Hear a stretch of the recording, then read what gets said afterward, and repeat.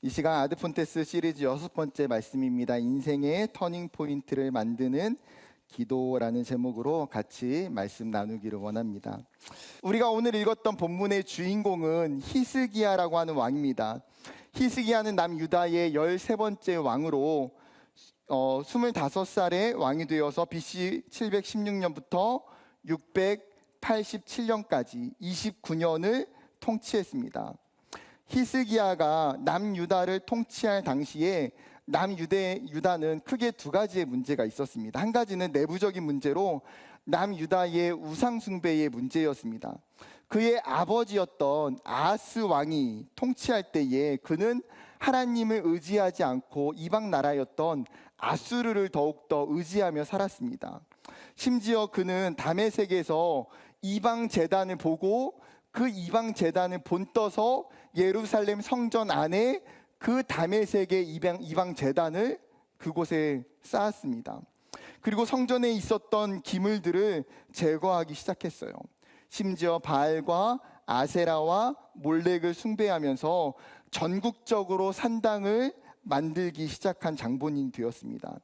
여러분, 히스기야는 어렸을 때부터 자신의 아버지였던 그 아하스를 보면서 그리고 수많은 이방의 제사들과 이방의 신들을 어떻게 섬기는지 보면서 자랐을 거예요. 그런데 그는 아버지의 길을 따라가지 않았습니다. 열왕기하 18장 3절부터 5절을 보게 되면 성경이 뭐라고 이야기합니까? 히스기야를 표현하면서 여호와께서 보시기에 정직하게 행하여, 그리고 4절에 자신의 아버지가 세웠던 수많은 종교적인 업적들인 산당들과 아세라 옥상을 전부 다 무너뜨리고 제거합니다. 우상을 제거하고 이방의 신들로 더럽혀졌던 성전을 정화하고 예배를 회복하기 시작합니다. 심지어 남유다 가운데에 멈춰져 있었던 유월절이 다시 지켜지기 시작합니다. 그는 남유다가 가지고 있었던 이 영적인 내부적인 문제를 해결했어요. 그리고 또 두 번째 한 가지 더 문제는 무엇이었냐면 외부적인 문제였습니다. 바로 아수르였습니다. 히스기야가 왕이 된 지 6년째 되던 해에 충격적인 사건이 일어났습니다. 한 민족이자 한 핏줄이었던 북이스라엘이 멸망하게 됩니다. 열왕기하 18장 9절부터 11절입니다. 이 말씀에 보게 되면 아수르 왕이었던 살마네셀이 사마리아에 쳐들어오게 됩니다. 본문 한번 띄워주시겠습니까? 3년 만에 북이스라엘이 정복을 당해요. 뿐만 아니라 아수르의 식민지들의 11절에 보게 되면 이 북이스라엘 사람들을 데려다가 다 이주시키고 다른 성읍으로 흩어지게 합니다. 그리고 아수르의 계획은요, 여기에서 멈추지 않습니다. 8년 후에 아수르 왕이었던 사네립이 남유다를 점령하기 위해서 쳐들어옵니다. 지도를 보면 그 당시 아수르는 남유다와 비교되지 않는 강대국이었습니다. 강력한 철제 무기를 개발했고요, 순식간에 주변 나라들을 정복해 갔습니다. 아수르가 남유다를 침략한 사건이 열왕기하 18장과 19장에 자세하게 기록되어 있는데 아수르와 남유다가 전쟁하기 시작해요. 그런데 굉장히 놀라운 기적의 사건이 일어납니다. 19장 34절과 35절입니다. 내가 나와 나의 종 다윗을 위하여 이 성을 보호하여 구원하리라 하셨나이다 하였더라.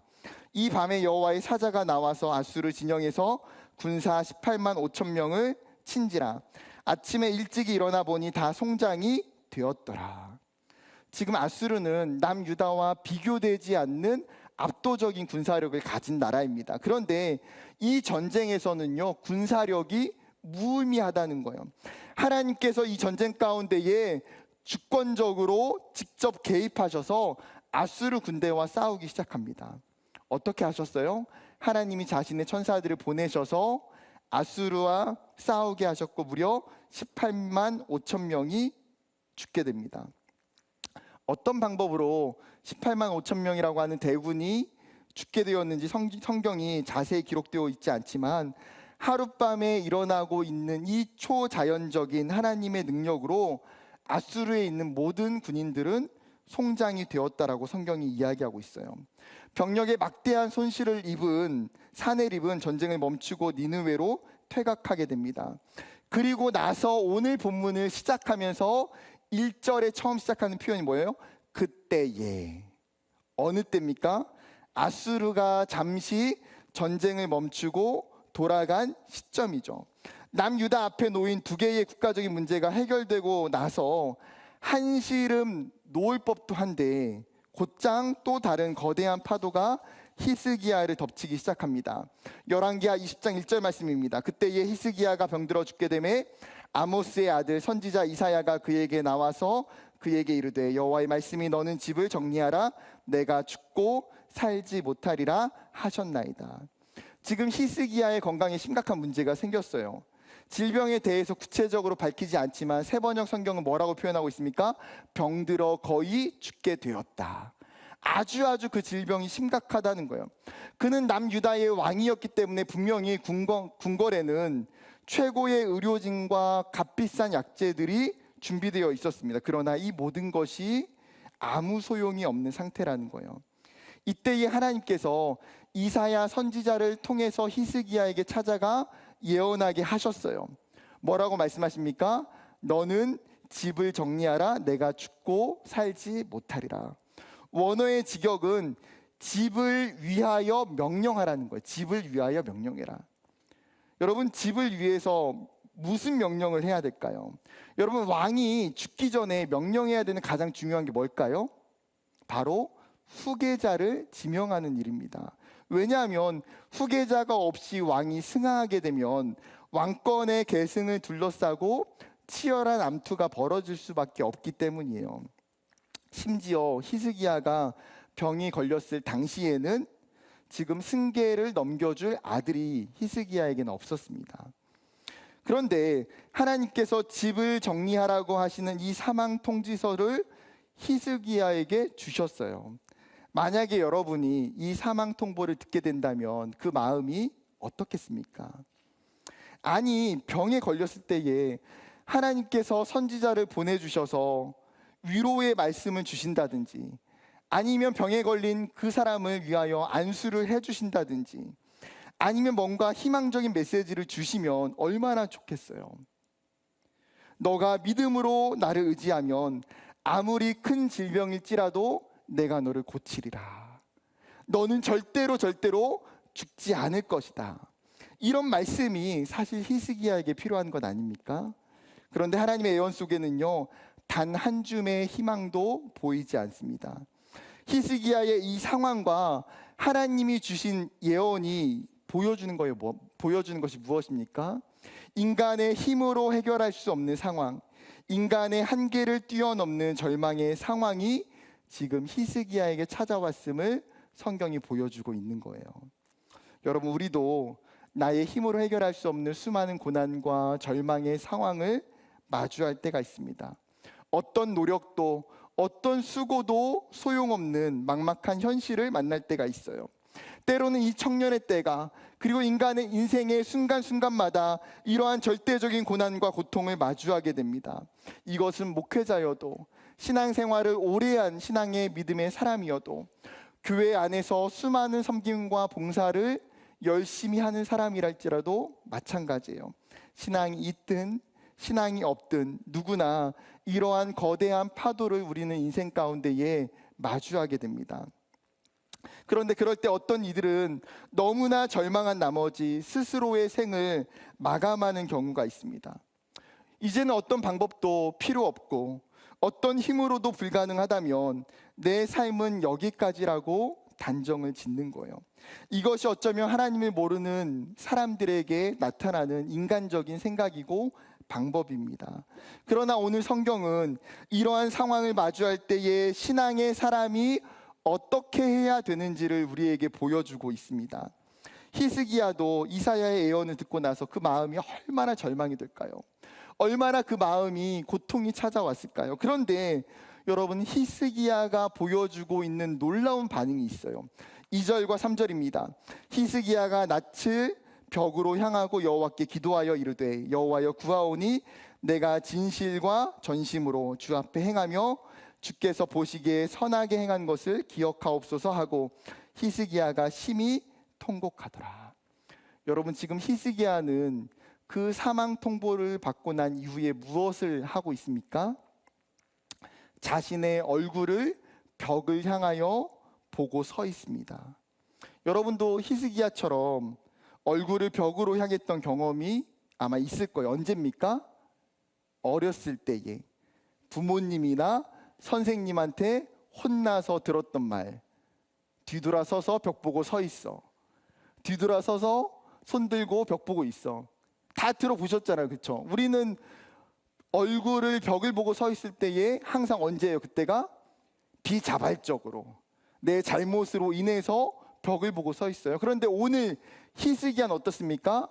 지금 자발적으로 자신의 얼굴을 벽을 보고 서 있어요. 여러분, 얼굴을 벽을 보고 마주한다는 것은 무엇입니까? 모든 상황과 모든 사람과 모든 생각과 모든 말로부터 다 차단하고 있다는 거예요. 지금 히스기야 앞에 있는 것은요, 벽이 아니에요. 무엇입니까? 자신 앞에 있는 오직 한 사람, 여호와 하나님만 바라보고 서 있다라는 거예요. 하나님, 제가 언제나 하나님의 마음에 다하여 하나님께 진실과 전심으로 하나님 살아왔던 것을 기억해 주세요. 그는 눈물을 흘리며 하나님께 부르짖어 기도하기 시작합니다. 그의 기도는 지금의 이 상황을 모면하기 위해서 하는 어쩔 수 없는 기계적인 기도가 아니에요. 그는 하늘을 향해서 자신의 온 마음과 온 전심을 다해서 생명을 거는 기도를 드리고 있어요. 중요한 것은 이것이 그가 하고 있는 영적인 반응의 전부라는 거예요. 여러분, 사실 왕이면 지금의 상황에서 신하들을 시켜서 정말 이방 나라에 나의 이 질병을 고칠 수 있는 좋은 의사가 있는지를 구할 수도 있잖아요. 아니면 중국의 진시황처럼 신하들을 시켜서 불로장생할 수 있는 불로초를 찾아오게 할 수도 있잖아요. 아니면 이스라엘 가운데에 정말 영적인 능력이 강한 선지자를 모셔와서 안수기도를 받을 수도 있잖아요. 그런데 히스기야는 자기가 선택할 수 있는 수많은 선택지를 다 내려놔요. 그리고 오직 한 가지, 기도하는 일. 오직 기도하는 일만 하고 있어요. 여러분, 성경이 우리에게 던져주는 메시지가 무엇입니까? 첫 번째입니다. 절망과 고통의 상황을 만날 때에 유일한 길은 기도뿐이라는 거예요. 희망이 보이지 않고 모든 것이 막막할 때에 우리가 할 수 있는 방법은 기도예요. 여러분, 기도는 절망 속에서도 하나님과 직접 연결될 수 있는 강력한 통로예요. 아무리 어떤 상황과 고난이 있을지라도 기도는 하나님을 만나게 하는 문을 열어준다라는 거예요.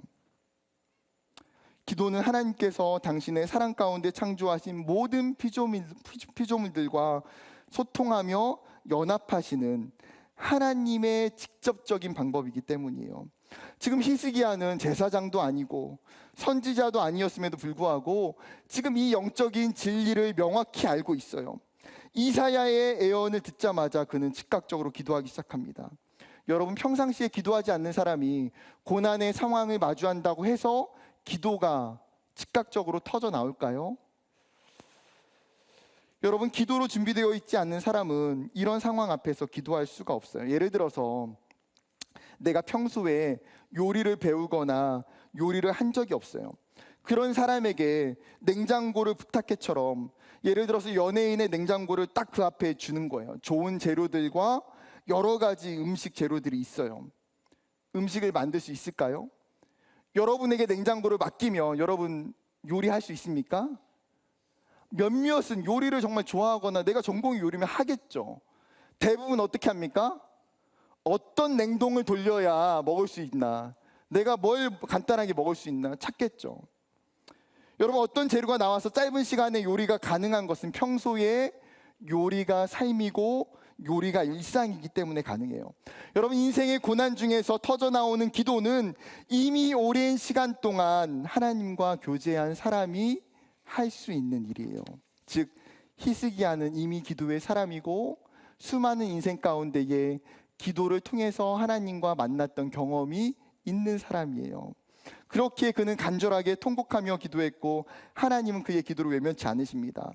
여러분, 성경은요, 우리에게 이 간절한 하나님 앞에 부르짖고 통곡하는 이 눈물의 기도가 얼마나 중요한지를 수많은 성경의 이야기들을 통해서 가르쳐주고 있어요. 대표적으로 사무엘상 1장 10절, 한나가 마음이 괴로워서 여호와께 기도하고 통곡하며, 시편 6편 6절, 내가 탄식함으로 피곤하여 밤마다 눈물로 내 침상을 띄우며 내 요를 적시나이다. 에레미야는 어떻습니까? 에레미야 2장 11절, 내 눈이 눈물에 상하며 내 창자가 끊어지며 내 간이 땅에 쏟아졌으니. 여러분, 믿음의 사람들은요, 절망의 상황과 고통의 순간에 지금 이 방법을 찾고 사용하고 있다는 거예요. 에레미야는 어떻습니까? 자신의 눈물이 너무나 많아서 눈이 상할 정도였고 창자가 끊어지고 간이 쏟아지는 그 느낌으로 탄식하며 기도해요. 여러분, 간혹 청년들 중에 눈이 건조한 청년들이 있습니다. 특히 렌즈 사용하는 청년들, 눈이 건조하면 뭐 씁니까? 인공 눈물 사용해요. 여러분, 돈 주고 인공 눈물 사고 병원 다닐 필요가 없어요. 뭐 하면 됩니까? 탄식하며 눈물로 기도하면 돼요. 내가 눈이 너무 건조해진다, 새벽 예배 나와서 눈물로 기도하면 뭐예요? 건조할 일이 없다. 우리 하나님은 안구 건조증을 확실히 치료하시는 능력의 하나님이시다.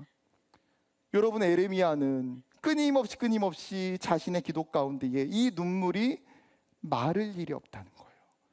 그리고 그 눈물의 기도를 보셨어요. 히스기야의 그 눈물의 기도를 하나님이 보셨다는 거예요.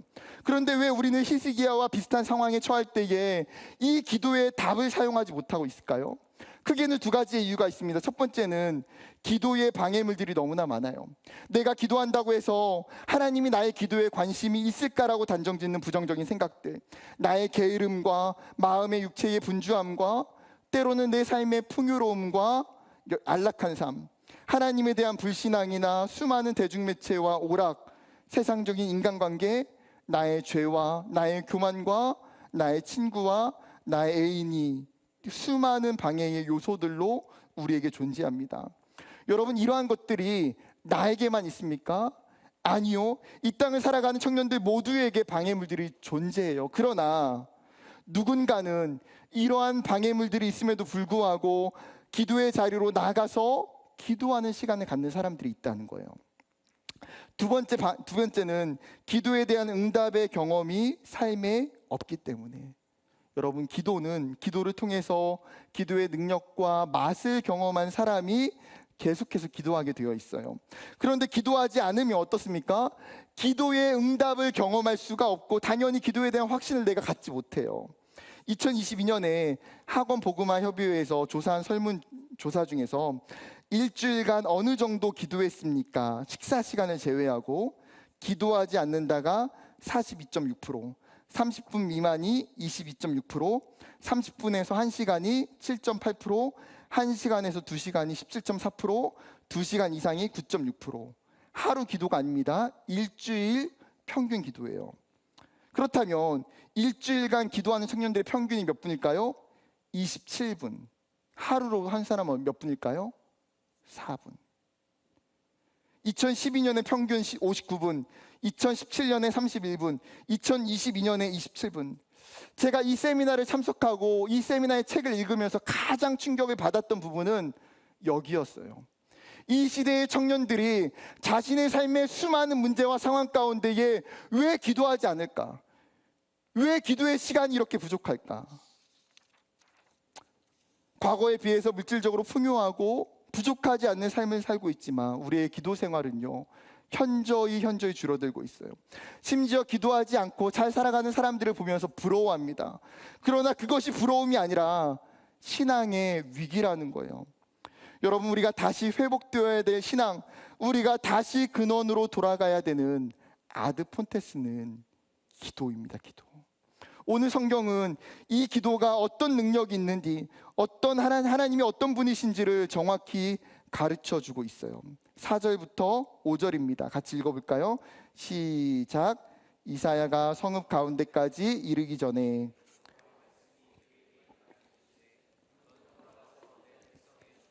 히스기야에게 이르기를 왕의 조상 다윗의 하나님 여호와의 말씀이 내가 내 기도를 들었고 내 눈물을 보았노라. 내가 너를 낫게 하리니 내가 3일 만에 여호와의 성전에 올라가겠고. 여러분 4절을 주의 깊게 봐야 되는데 4절에 이사야가 성읍 가운데 이르기 전에, 여기서 성읍은 어디입니까? 궁전 혹은 예루살렘을 이야기할 거예요. 새번역 성경은 이해하기 쉽게 번역하고 있는데 새번역 성경입니다. 이사야가 궁전 안뜰을 막 벗어나려고 할 때에 주님께서 이사야에게 말씀하셨다. 지금 이사야는 하나님의 예언을 히스기야에게 전하고 궁전을 떠나서 돌아가고 있는 중이었어요. 아직 궁전을 벗어나기 전에 여호와의 말씀이 다시 이사야에게 임하게 됩니다. 무슨 말씀이에요? 다시 히스기야에게 돌아가서 이렇게 전하라는 거예요. 내가 내 기도를 들었고 너의 눈물을 보았노라. 내가 너를 고쳐주리라. 여러분 이사야의 입장에서는 지금 너무나 민망하고 난감한 상황 아닙니까? 조금 전에, 예를 들어서 정말 10분 아니 혹은 20분 전에 일개 백성이 왕에게 당당히 나가서 뭐라고 말했어요? 당신 죽을 거야. 지금 당신 죽는다고 이야기하고 지금 나왔어요. 그것도 얼마나 쫄렸겠어요, 마음이. 그런데 지금 다시 돌아가서 무슨 말 해야 됩니까? 왕이시여 죄송합니다. 취소. 하나님이 취소하셨어요. 지금 이 이야기를 전해야 되는 이 상황이에요. 제가 만약 이사야라면 하나님께 따졌을 거예요. 하나님, 지금 제가 목숨이 여러 개도 아닌데 이런 이야기는 하나님이 직접 전하실 수 있는 것 아닙니까? 그런데 이사야는 단 한마디의 불평도 없이 다시 히스기야에 가서 이 이야기를 정확히 전해요. 여러분 이 상황이, 이 장면이 우리에게 가르쳐주고 있는 핵심이 무엇입니까? 하나님은 어떤 분이시냐는 거예요. 이것이 오늘 본문이 우리에게 주는 두 번째 메시지입니다. 우리의 하나님은 어떤 분이신가? 하나님은 우리의 기도를 들으시고 신실하게 응답하시는 분이십니다.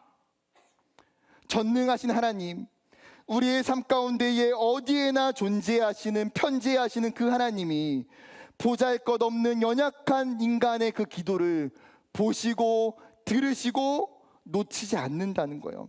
사역을 하면서 수많은 청년들의 기도의 요청과 제목들을 듣습니다.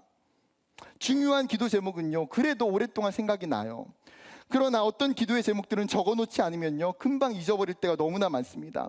몇십 명, 몇백 명도 안 되는 청년들의 기도 제목을 제가 전부 알 수도 없고 기도하지도 못해요. 그러나 우리 하나님은 이 지구상의 80억의 인구가 같은 시간에 기도한다고 할지라도 그 모든 기도를 다 아시고 기억하시는 하나님이신 줄 믿습니다. 그분은 전능하시고 모든 피조물의 간구를 듣고 기억하시는 분이기 때문이에요.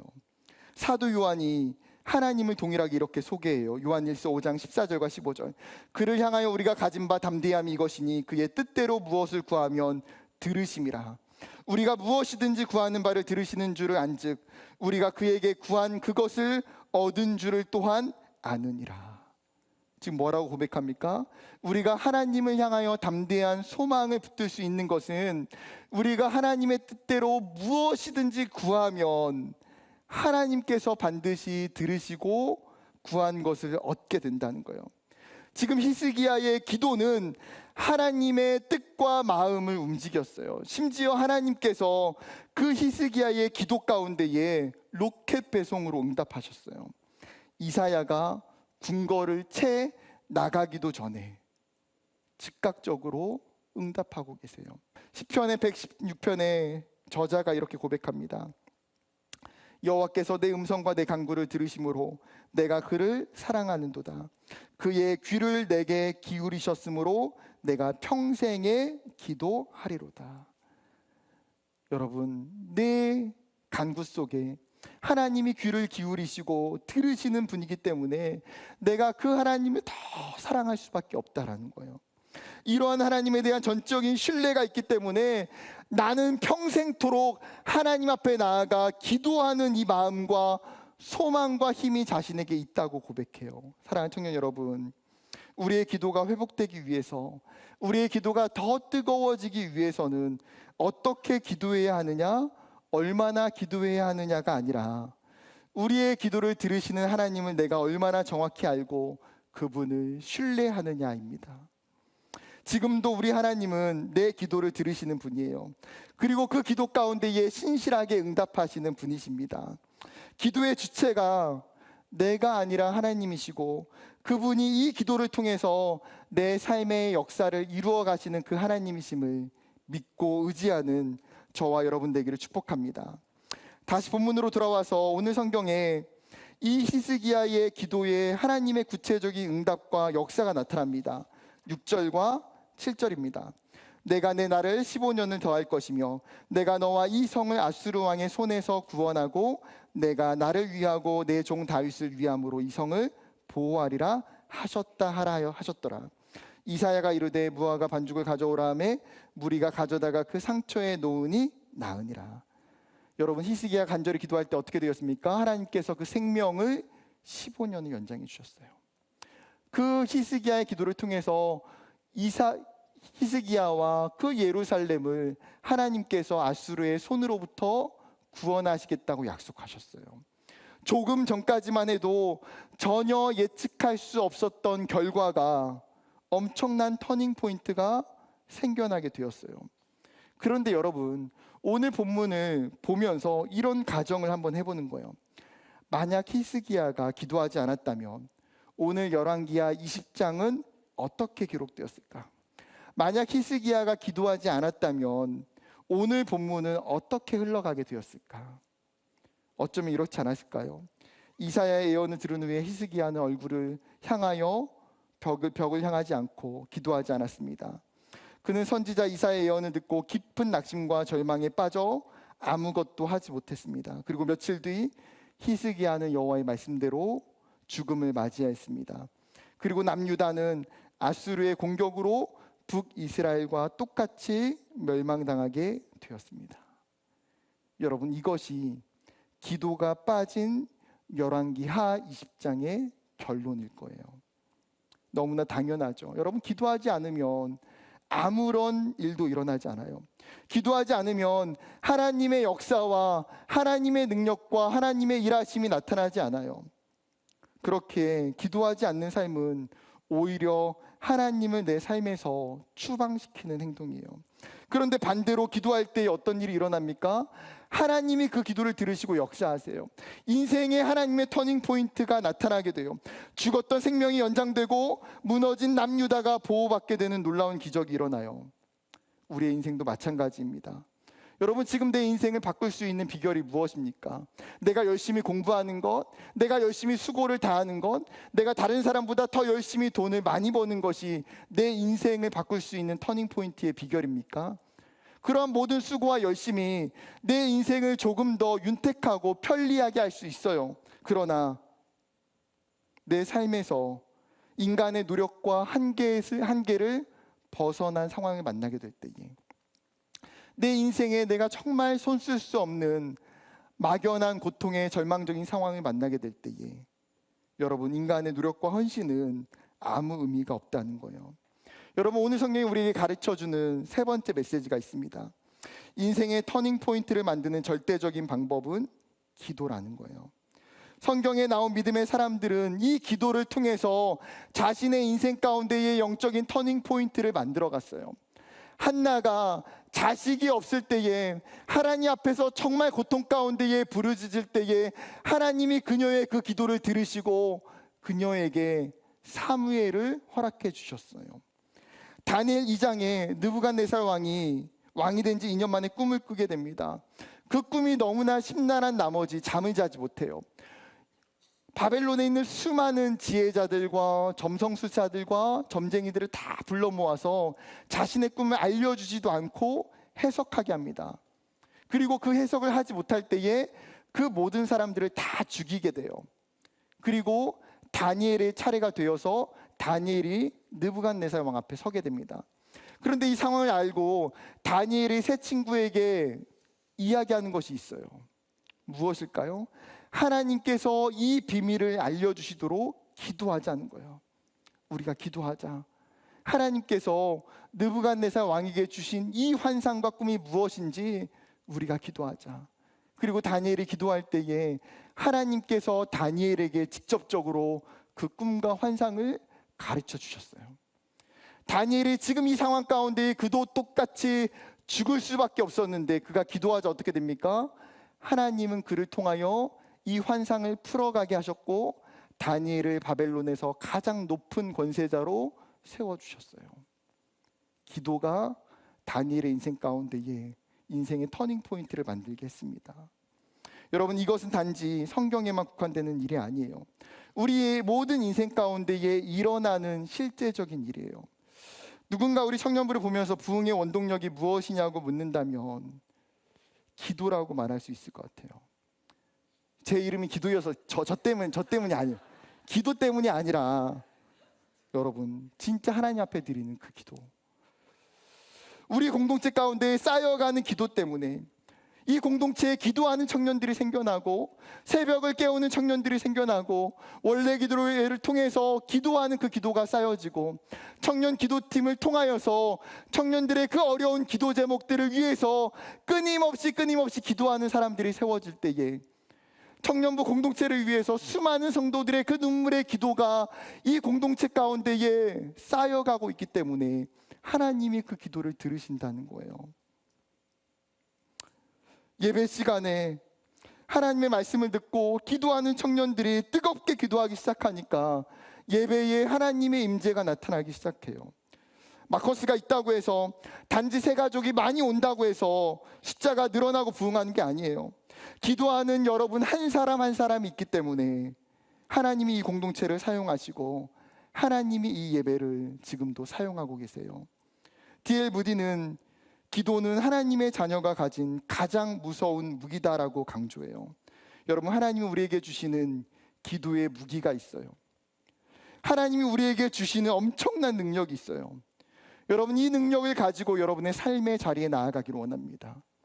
새벽을 깨우고 저녁 가운데에 여러분 기도의 시간을 주님 앞에 드리기를 원합니다. 교회뿐만 아니라 캠퍼스에서, 여러분의 직장에서, 여러분 앞에 오는 수많은 시험과 유혹과 문제 앞에 그곳에서 엎드려 히스기야처럼 하나님 앞에 기도하기를 원합니다. 기도할 때에 여러분의 인생에 그 기도를 통한 하나님의 터닝 포인트를 경험할 줄 믿습니다. 그리고 그 기도를 통해서 여러분의 인생 가운데서 하나님이 수많은 역사들을 여러분을 통해서 지금도 여전히 이루어 가시는 줄 믿습니다. 이것을 소망하고 기대하는 청년들이 되기를 주님의 이름으로 간절히 축복합니다.